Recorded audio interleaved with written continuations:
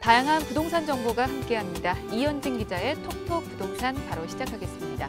오늘도 스튜디오에 쿠키뉴스 이현진 기자 나와 있습니다. 안녕하세요. 네, 안녕하세요.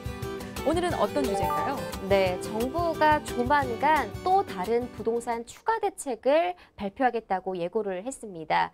6.19 대책으로 시장이 잡히지 않자 더 강력한 대책을 내놓겠다고 발표를 한 건데요. 발표 예정 시점은 8월이 유력하게 거론이 되고 있고요. 강도는 중상 정도의 대책이 나올 가능성이 큽니다. 어떤 내용이 담길지 전망해 보도록 하겠습니다. 네, 추가로 나올 부동산 대책에 대해서 예상을 해볼 텐데요. 그 전에 문재인 정부가 처음으로 내어놓은 6.19 대책에 대해서 좀 진단부터 해보고 가도록 하겠습니다.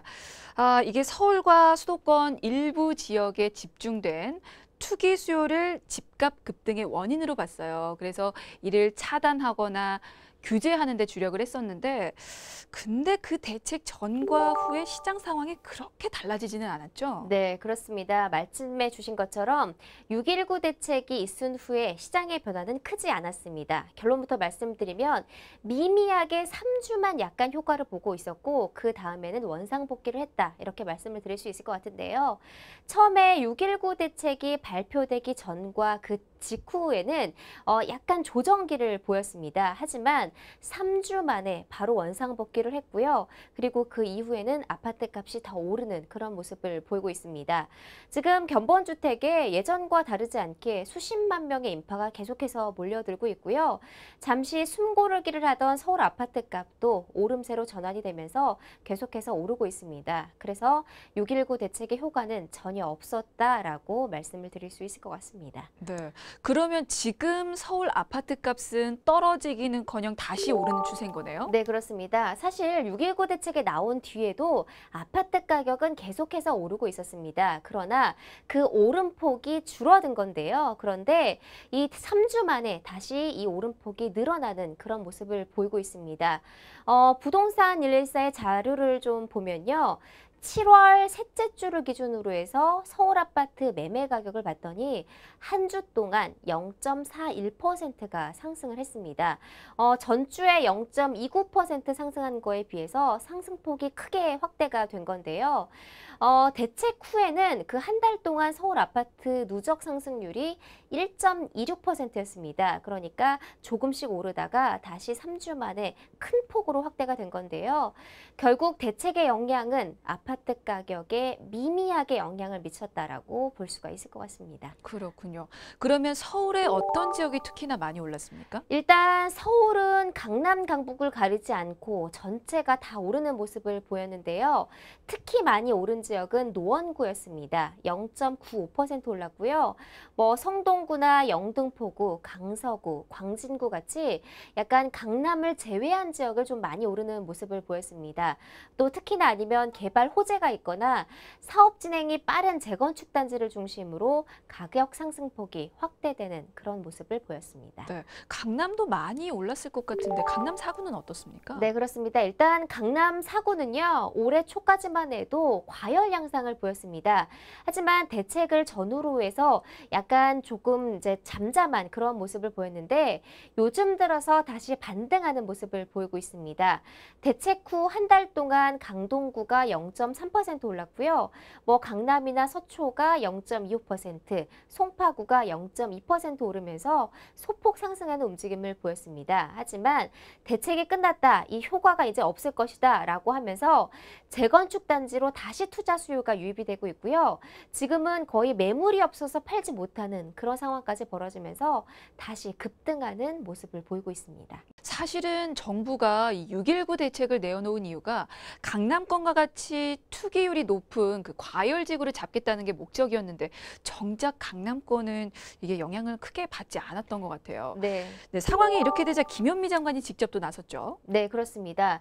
김현미 국토교통부 장관이 요즘 외부 일정을 나올 때마다 계속해서 부동산에 관해서 경고를 주고 있는데요.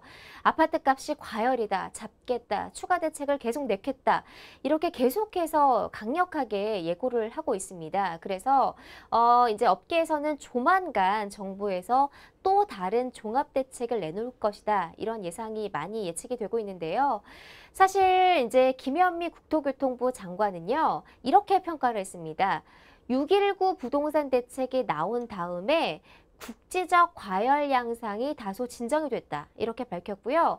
그런데 대내외적인 경제 여건하고 여러 가지 시중의 유동자금을 고려를 해서 이렇게 지금 과열 양상이 계속 재발이 되고 있다, 상존해 있다라고 진단을 했습니다.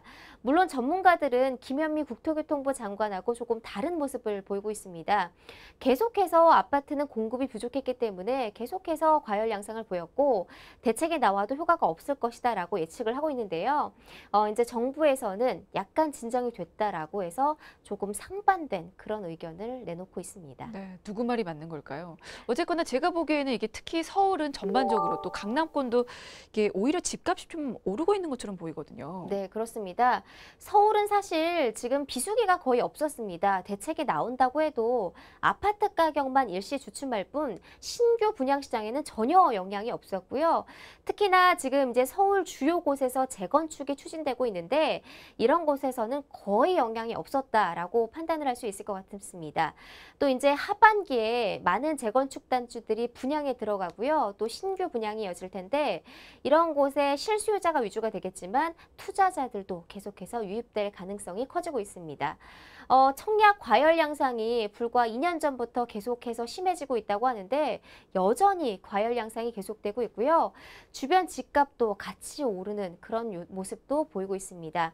그래서 정부에서는 계속해서 종합대책을 내놓겠다고 발표를 하고 있지만 어떤 대책이 나올지 앞으로 또 얼마큼 효과가 있을지는 지켜봐야 된다는 의견이 많습니다. 네. 근데 이제 김현미 장관 취임 이후로 이 추가 대책 강도와 관련해서 강력하고 또 종합적이다라는 표현을 쓴 건 처음이 아닐까 싶은데요. 그렇다면 김현미 국토부 장관이 준비하겠다는 추가 대책은 이게 내용이 도대체 뭘까요? 일단은 정부에서 8월에 내놓을 대책은요. 6.19 대책보다는 조금 강력한 대책이 될 가능성이 높습니다. 아무래도 6.19 대책은 시장에서 평가를 했을 때 뭐 평이한 수준이었기 때문에 조금 더 강력한 대책을 내놓을 것 같은데요. 좀 구체적으로 보면 크게 두 가지 정도로 요약을 해볼 수가 있을 것 같습니다. 일단 청약 규제를 강화할 가능성이 큰데요. 청약 가점제를 손볼 가능성이 높습니다.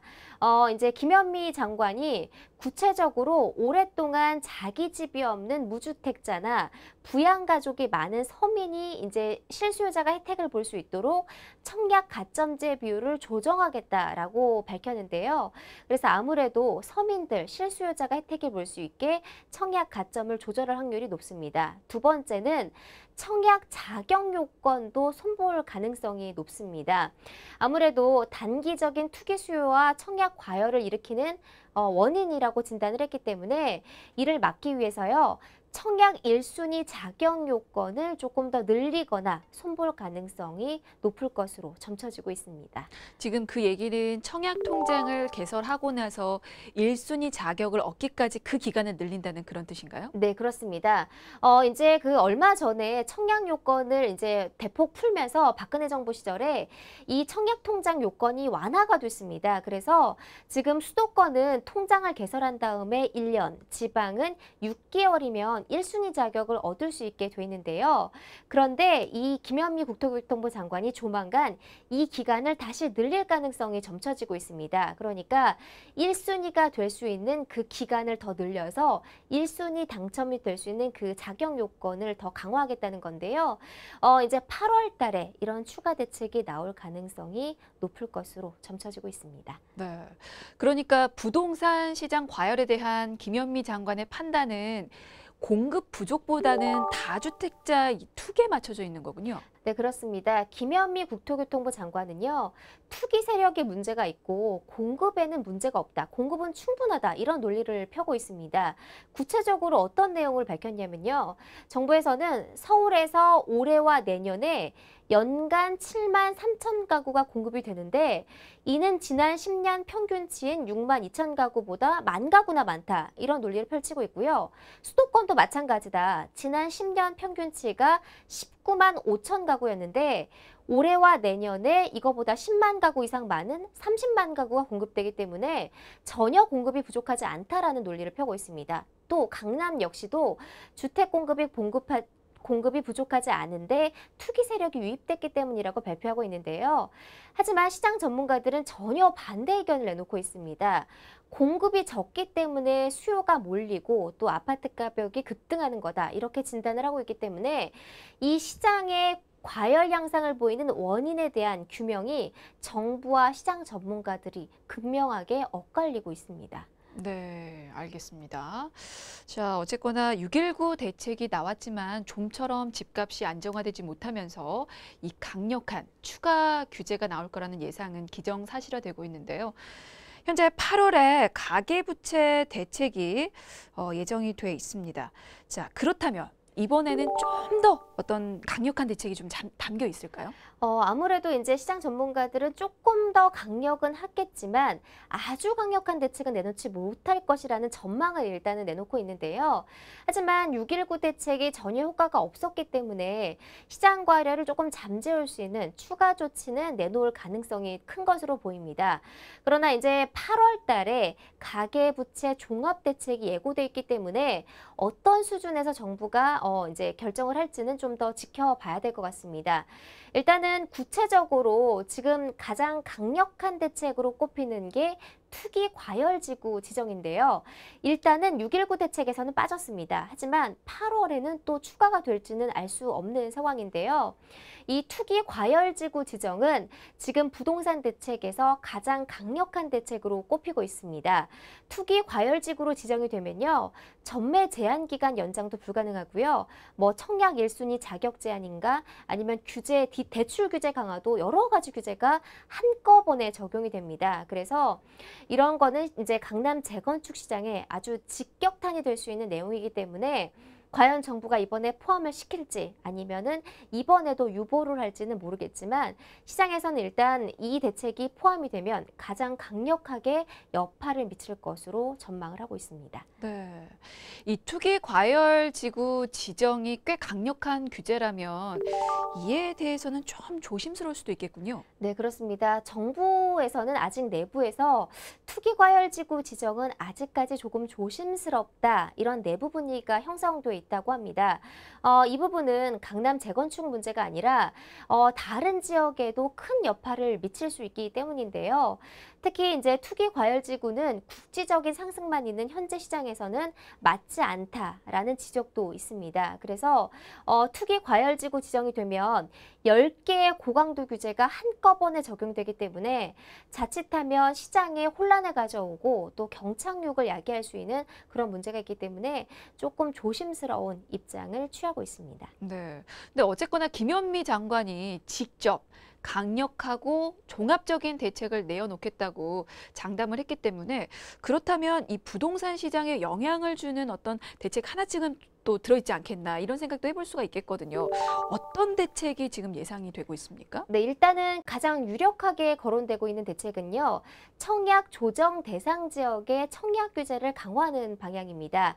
지금 이미 6.19 대책을 통해서 40곳이 청약 조정 대상 지역으로 묶여 있는데요. 여기에 규제 항목을 추가해서 여러 가지 청약 규제를 덧붙일 가능성이 큽니다. 그 다음에 또 하나 거론되는 건 재건축 초과이익 환수제에 대한 보다 확실한 신호를 보낼 가능성이 있는데요. 지금 강남 재건축 단지들이 가장 무서워하는 게 바로 이 대책입니다. 그래서 이 대책이 올해 말에 원래 이제 끝나게 되는데 더 이상 추가될 가능성이 없다. 이런 시그널을 보낼 가능성도 크게 점쳐지고 있습니다. 네. 자, 지금 8월에 예고된 가계부채 종합대책 내용 지금 예상을 해보고 있는데요. 거기에는 부동산 안정을 위한 가계대출 규제 역시 좀 포함이 될까요? 네, 그렇습니다. 8월에 나올 가계부채 종합대책에는요, 아무래도 이제 금융규제가 들어갈 가능성이 큽니다. 이미 정부에서는 총부채 원리금 상환 비율이라는 DSR을 도입하겠다고 이미 예고를 해서요. 8월에는 이 내용이 들어갈 가능성이 큽니다. 또 뿐만이 아니라 대출 규제 정책 중에 하나죠. 총부채 원리금 상환 비율 DSR과 함께 신규 그 총부채 상환 비율 DTI라는 걸 또 새롭게 마련을 했습니다. 그래서 DSR과 새로운 신규 DTI에 관한 규제 대책을 내놓을 가능성이 큰 것으로 보입니다. 네, 그게 바로 투기 세력을 잡기 위한 대책이라면 그러면 반대로 실수요자를 위해 내어놓을 대책은 어떤 게 또 예상이 됩니까? 네, 제가 앞서서도 이제 잠깐 언급을 했었는데요. 그리고 이제 김현미 국토교통부 장관도 최근 기자들을 불러놓고 이런 말을 했습니다. 청약 1순위 요건 강화하고 청약 가점제 비율을 확대하겠다. 그래서 이걸 통해서 실수요자를 보호하겠다라고 밝혔는데요. 그래서 아무래도 이제 가점제를 확대해서 실수요자가 조금 더 가점을 혜택을 많이 받아서 집을 사기 편할 수 있도록 만들어주는 방안이 거론이 되고 있고요. 또 하나는 이제 청약 제도를 개선을 해서 조금 더 투기 수요가 못 들어오고 실수요자를 보호할 수 있는 그런 대책이 추진될 가능성이 많습니다. 그리고 최근에 좀 세법과 관련해서 보유세 인상 같은 문제도 거론이 되고 있는데 그런데 이거는 여러 가지 법 개정이 필요하고 또 워낙 논란이 많은 거라서요. 하반기부터 논의가 되지 이번 대책에 포함될 가능성은 적을 것으로 전망이 되고 있습니다. 네. 그리고 일각에서는 분양가 상한제라든지 전월세 상한제라든지 그리고 주택거래 신고제 이런 것도 거론을 하더라고요. 이것도 좀 포함될 가능성이 있을까요? 네, 일단은 포함될 가능성이 있지만 이것도 역시 시장에 미칠 여파가 굉장히 큰 거라서요. 포함될 가능성은 적다고는 일단 점쳐지고 있습니다. 주택거래 신고제 같은 경우에는요. 이게 없어졌던 제도인데 다시 부활될 가능성이 있기는 합니다. 주택거래 신고지역으로부터 지정된 곳에 주택을 사고 팔 때요. 15일 안에 무조건 시에 가서 신고를 해야 됩니다. 만약에 신고를 하지 않으면 불이익을 받게 되는데요. 주택거래 신고제도는 이제 계속해서 과거에 생겼다가 최근에는 없어진 상태인데 이게 부활될 가능성도 있고요. 지금 또 높게 점쳐지는 게 뭐 전월세 상한제, 분양가 상한제가 있는데요. 그런데 이거는 건설사나 업계에서 너무 강력하게 반발할 수 있는 대책이라서요. 아직까지는 좀 명확하지 않은 것으로 판단이 되고 있습니다. 네, 알겠습니다. 6.19 부동산 대책 이후 잠시 주춤했던 부동산 시장이 강남 재건축 시장을 중심으로 다시 들썩이는 모습인데요. 8월에 나올 대책에 어떤 규제가 카드가 또 들어있을지 기대를 좀 해봐야 되겠습니다. 자, 이현지 기자의 톡톡 부동산 오늘은 여기까지 듣겠습니다. 이현지 기자 고맙습니다. 네, 고맙습니다.